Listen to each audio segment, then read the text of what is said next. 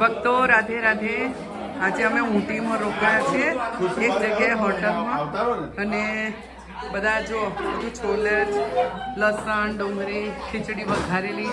ગુજરાતી લોકો આજે 10 દિવસથી આ બહાર નીકળ્યા છે, તો આ ખીચડીનો પ્રોગ્રામ ચાલે છે. રૂમમાં વાતો થાય છે. જો ખીચડી બનાવવા માટે બધા ભેગા થઈ.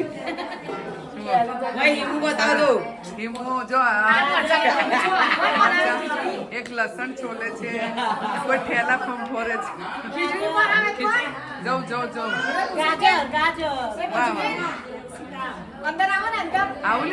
આવું.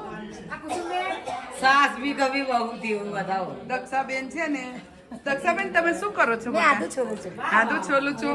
તમે શું મરચા આજે શું બનશે? અને ગુજરાતીને શું વધારે ભાવે? વાહ, ને ગુજરાતી જઈ જાય. જો અમાર સોનમ રાણા જો. વાહ. કલ્પનાબેન અમારા શું કરો છો? ભજન લીખ રહી છું. વાહ. જો એમનું કામ કરે ભજન. તમારે શું કરવાનું છે આજે? મારે ખીચડી તમારે જ બનાવવાની છે. વાહ. ખીચડી માસ્ટર. તમારે શું કરવાનું છે? અમે હેલ્પ કરીએ છીએ. નૈના બેન જુઓ, હવે ખીચડી મૂકી છે, દાળ પલાળીને હમણાં બનાવીએ છીએ ખીચડી. અને ઠંડી બહુ છે. હમણાં રસોડું મળી ગયું છે, અને સરસ ગુજરાતીને તો બહારનું જોવે કશું.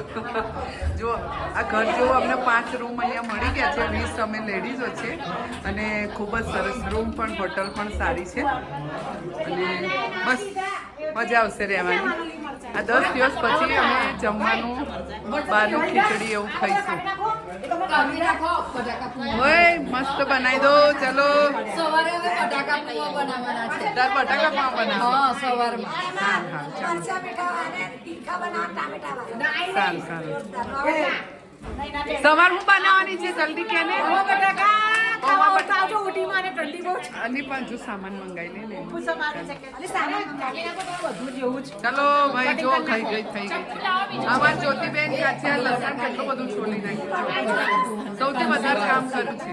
ચલો, જય શ્રી કૃષ્ણ. રાધે રાધે. અને કાચું બટાકું મંડી.